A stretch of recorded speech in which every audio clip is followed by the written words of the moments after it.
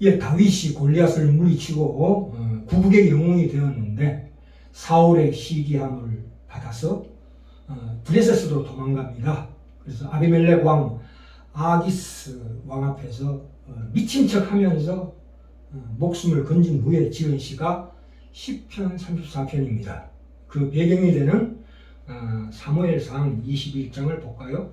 21장 12절에 보시면 아기스의 신하들이 저 사람은 저 다윗은 이스라엘의 영웅입니다. 우리 장군 골리앗을 죽였으니 그를 죽여야 합니다 했을 때 12절에 다윗이 이 말을 그 마음에 두고 가도왕 아기스를 심히 두려워하여 13절에 그들 앞에서 미친 척함으로 말미암아 이 아기스가 야 미친놈 죽인 줄 뭐하냐 그들을 내버려둬라 해서 목숨을 얻는 장면이 나옵니다.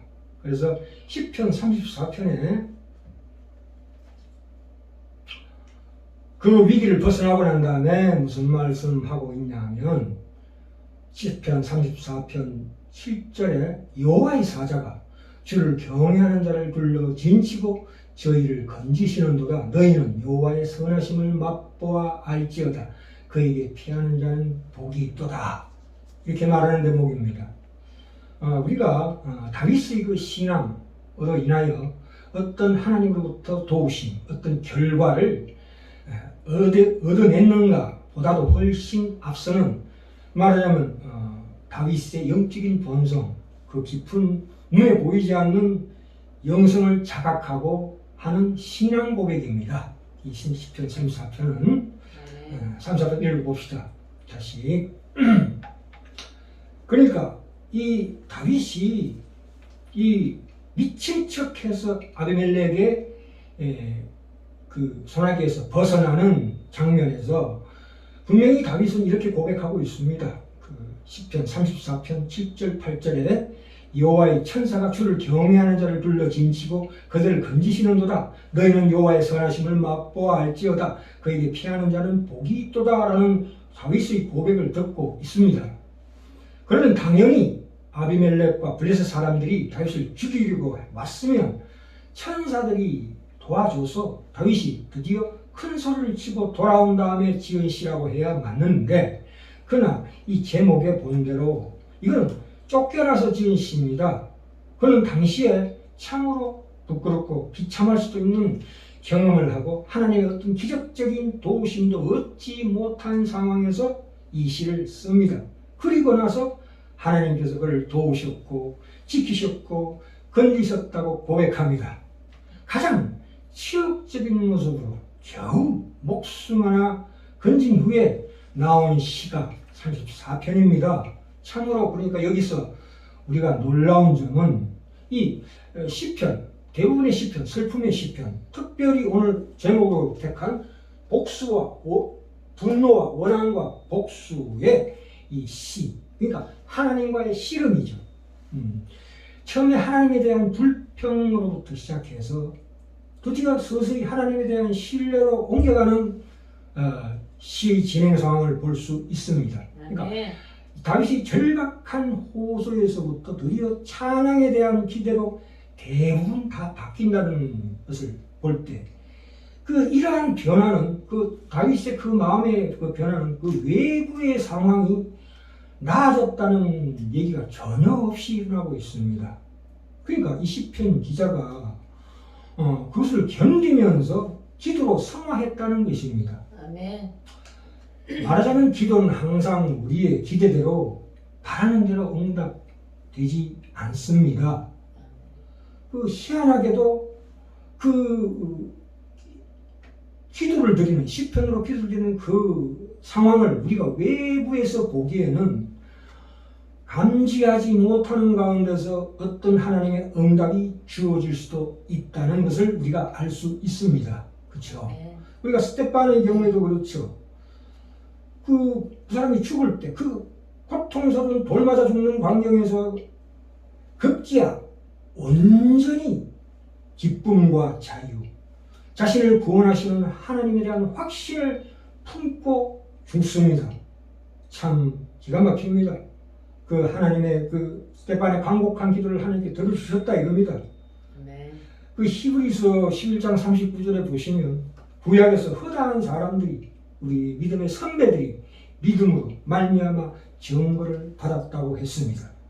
이것은 분명히 눈에 보이지 않고 손에 잡히지 않는 겉으로 보이지 않고 다만 영혼의 깊은 영성 속에서 안식과 평안을 하나님께서 반드시 주신다는 것을 증거하는 것입니다. 이것은 이 세상에서 가장 큰 축복인 줄 믿습니다. 예, 참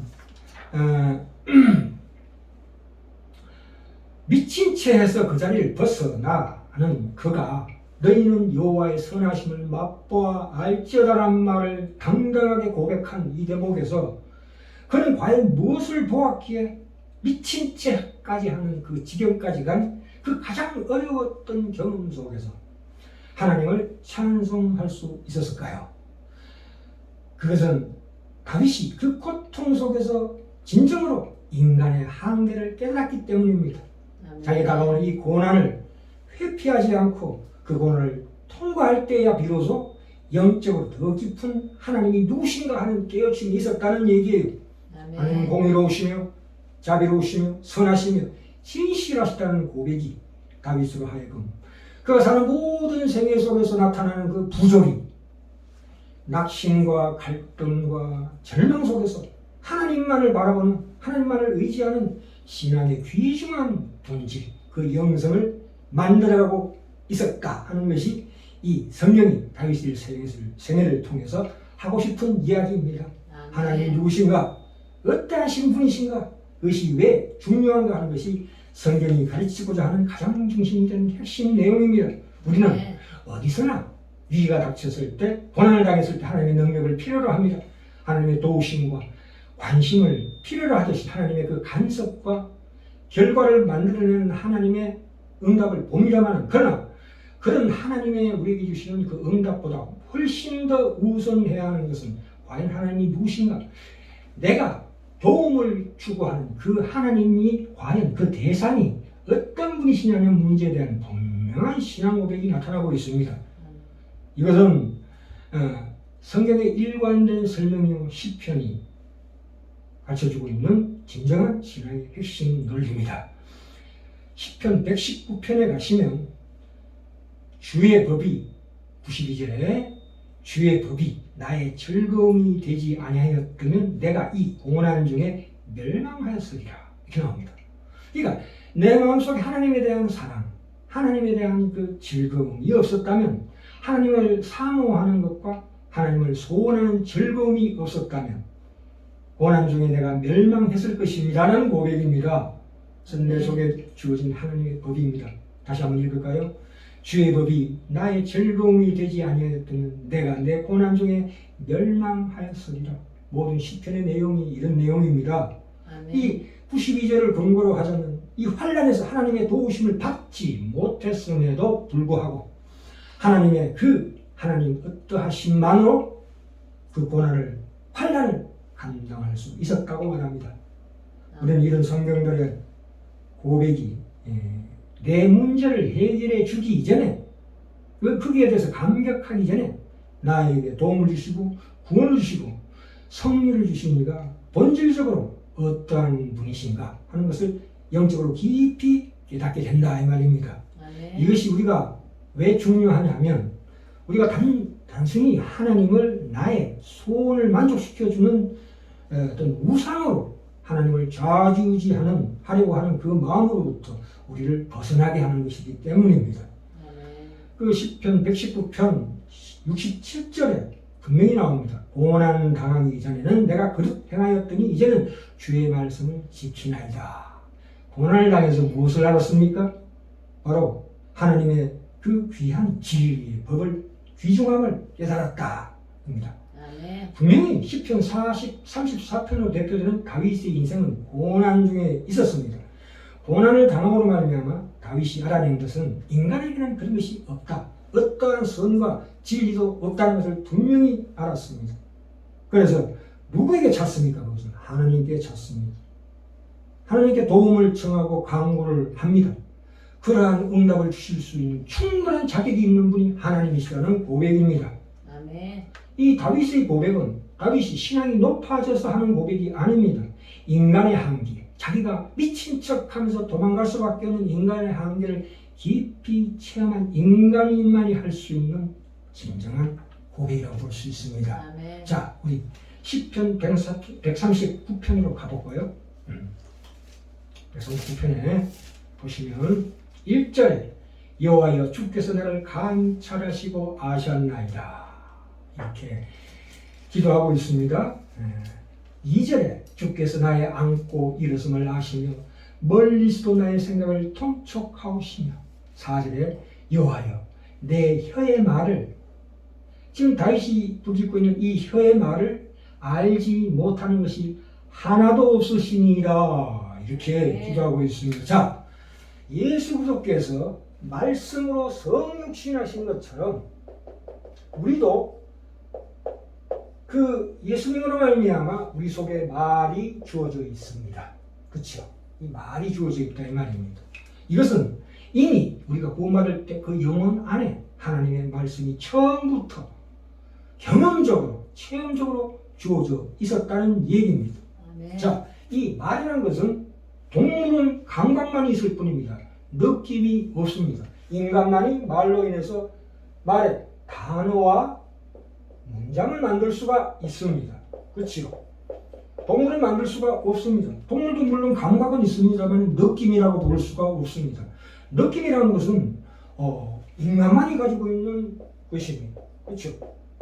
말에 의해서 단어와 문장에서 느낌이 주어지는 거거든요. 그래서 오늘 분노나 원한이나 복수라는 그 단어 속에 우리가 있다는 것을 우리가 확인하게 됩니다. 이것이 자, 그 느낌을 누구한테 풀어야 합니까? 그 대상 1, 2, 3. 우리는 보통 그 대상에게 행위로서 풉니다만 하나님은 우리에게 이렇게 가르치고 계십니다. 시편을 통해서 그러지 마라. 내한테 풀어라. 아멘. 그것이 하나님과의 씨름이라는 귀한 우리에게 주신 하나님의 특별한 은혜인 줄 믿습니다. 아멘. 내가 나라고 생각하는 내가 나인가 하는 그 느낌, 그것은 인간만이 가지고 있는 고귀한 하나님의 형상입니다. 그걸로 인해서 이 내 마음속에 복수하고자 하는 분노와 원한, 그것이 내 마음속에 자리 잡고 있다는 말입니다. 아멘. 자, 그래서 8절에 볼까요? 내가 하늘에 올라갈지라도 거기 계시며, 내가 정말 찬양의 깊은 기도를 드릴 때도 하나님이 거기 계시고, 또한 마찬가지로 내가 복수와 저주의 음부에 내 자리를 펼지라도 거기 계시나이다. 그렇죠? 우리는 복수와 보복을 원하는 피조물이었음을 고백합니다. 아멘. 우리가 세상 심리학에서는 그것을 회피해라, 그 부정적인 말을 왜 쓰냐, 복수 저주 그것을 감추어라, 없는 듯이 해라 하지만 그렇지 않습니다. 그것은 엄연히 우리 마음속에 있는 하나님이 주신 마음입니다. 그러니까 내가 하나님 앞에 싫은 하나님의 내 느낌을 그대로 하나님께 표현하는 것은 진정으로 좋은 행동입니다. 있는 그대로 말하는 것입니다. 내 마음 깊은 곳에 빨가벗은 듯이 원수갑기에 대해서 낱낱이 고할 때 우리 자신에 관하여 새롭게 인식이 오는 겁니다. 그 영성이 열리게 됩니다. 복수하고자 하는 그 열망은 인간 심성에 대한 진지한 이해에 해당합니다. 시편 149편 계속 볼까요? 11절을 보시면 내가 혹시 말하기를 흑암이 정녕 나를 덮고 나를 두는 빛은 밤이 되리라 할지라도, 내게 흑암이 다가오고 빛이 아무것도 보이지 않는 상황에 있을지라도 12절에 귀한 말씀 나옵니다. 다시 같이 한번 읽을까요? 12절에 시편 139편 12절에 주에게서는 흑암이 숨기지 못하며 밤이 낮과 같이 빛이 나니 주에게는 흑암과 빛이 일반인이다. 야, 대단한 말씀입니다. 이걸 우리가 어디다 이것이 무슨 뜻이냐가 시편 18편에 나와 있습니다. 성경은 성경으로 풀으라고 합니다. 시편 18편 가볼까요? 나의 힘이 되신 1절에 나의 힘이 되신 여호와여 내가 주를 사랑하나이다. 자, 2절부터 그 단어들을 하나하나 말씀드리겠습니다. 2절에 여호와는 나의 반석이요 요새요 방패요 구원의 뿌리요 나의 산성이요 피난처시다. 이렇게 나옵니다.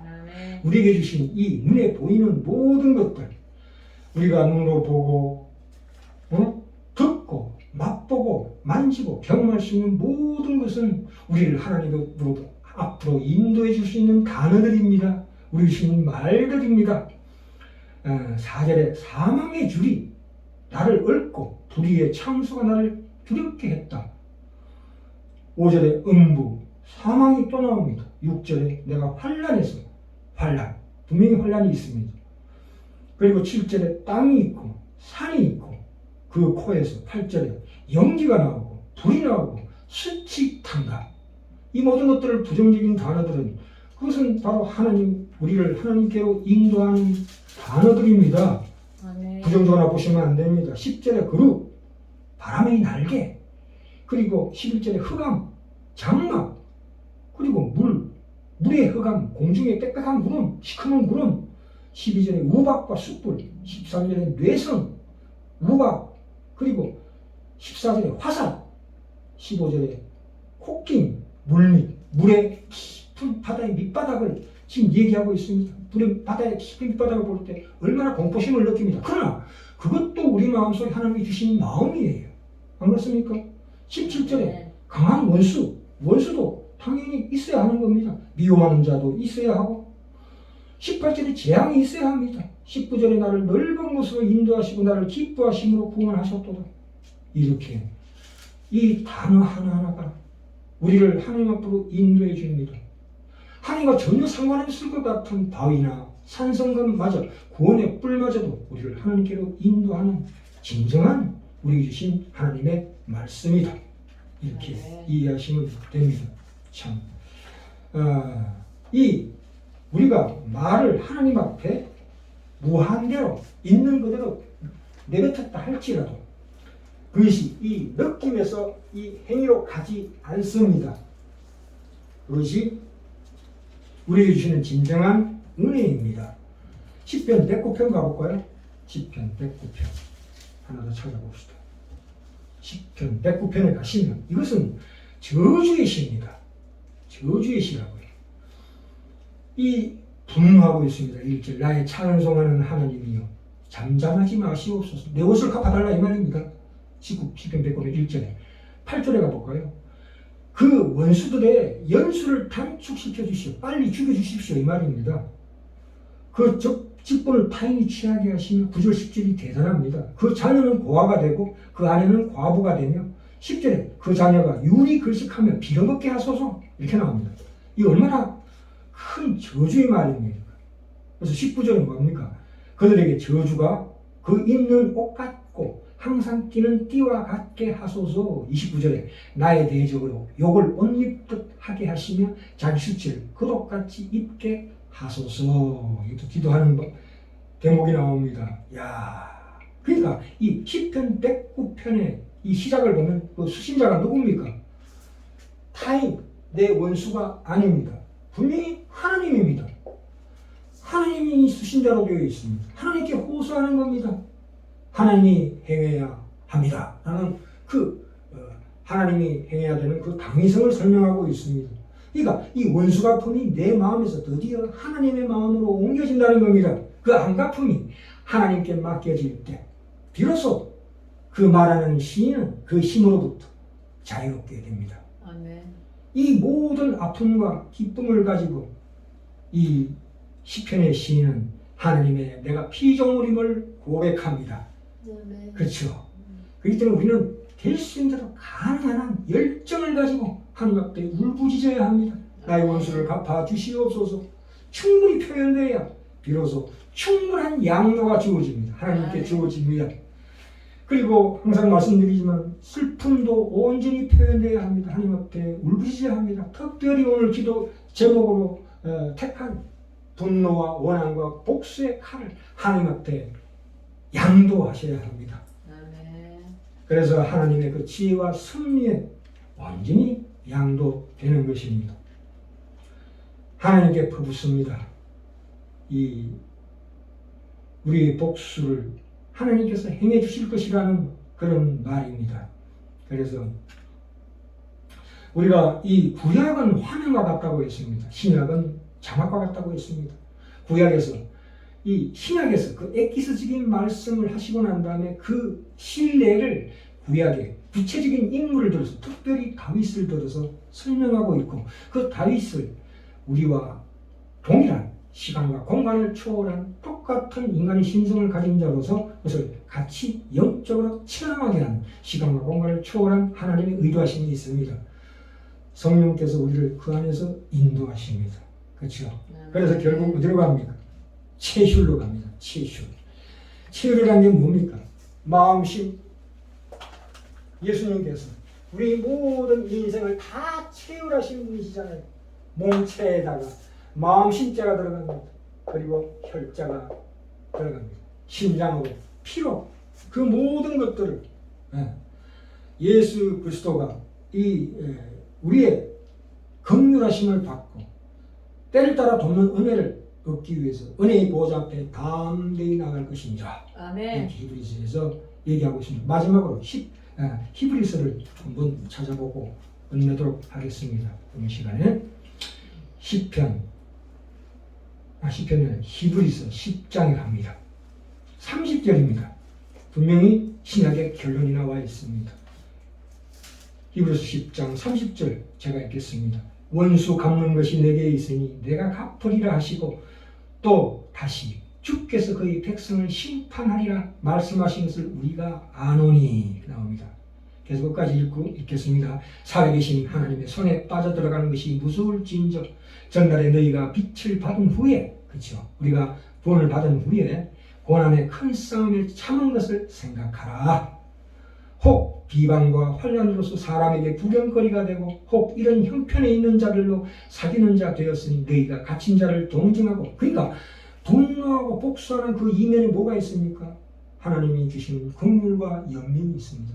비통함이 있습니다. 슬픔이 있습니다. 그래서 함께 느껴라 이 말입니다. 너희가 갇힌 자를 동정하고 그렇죠.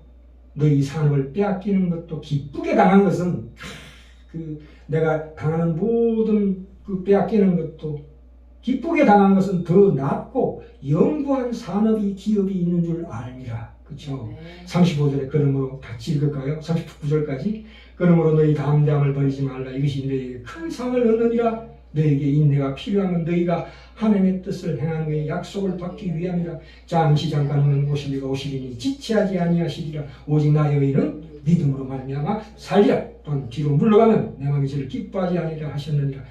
우리는 뒤로 물러가 침륜에 빠질 자가 아니요 오직 영혼을 구원함에 이르는 믿음을 가진 자니라.